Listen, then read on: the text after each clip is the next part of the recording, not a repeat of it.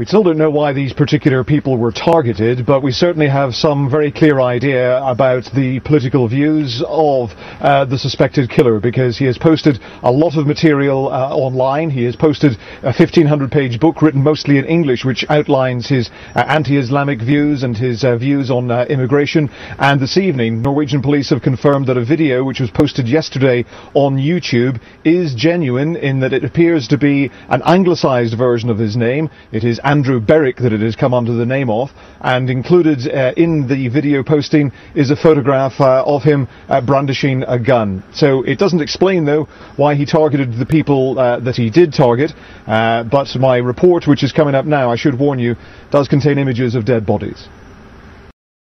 This was murder on an unprecedented scale.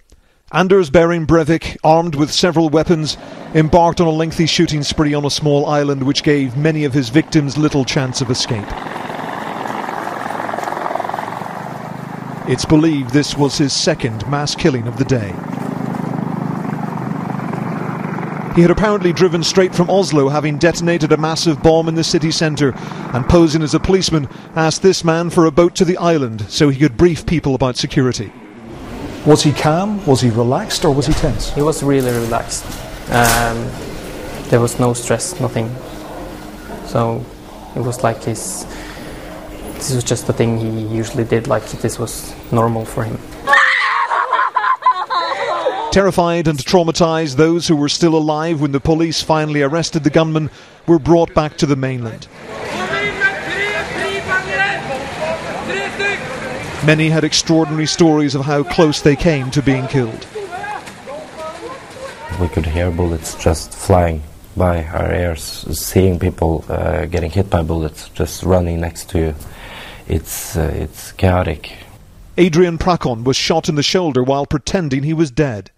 I was lying perfectly still, and someone fell down right in front of me, so I hid behind the dead person. How close was he to you? I could hear him breathe, and I could hear his boots when he was walking close by. At a hotel near the island, survivors and their relatives gathered and clung to each other for comfort. They mourned the loss of their friends, and in some cases relived their ordeal for visiting dignitaries.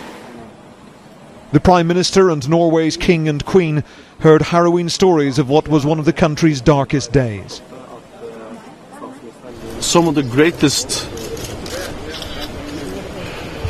aspects of Norway has been shown during this crisis. The King, the Queen and we have talked with many of the victims, or the relatives to the victims, and we will do whatever we can to give them as much support as possible. Norwegians are proud of their liberal and tolerant society, but it makes them almost ill-equipped to deal with violence on this scale. The maximum jail sentence for someone convicted of these crimes is only 21 years, and there's going to be as much concern among Norwegians about the prospect of armed soldiers on their streets as the victims of this terrible crime. The police are still on high alert, though there is no evidence that the killer had accomplices who are still free. One man was arrested for carrying a knife close to the hotel where survivors were recovering.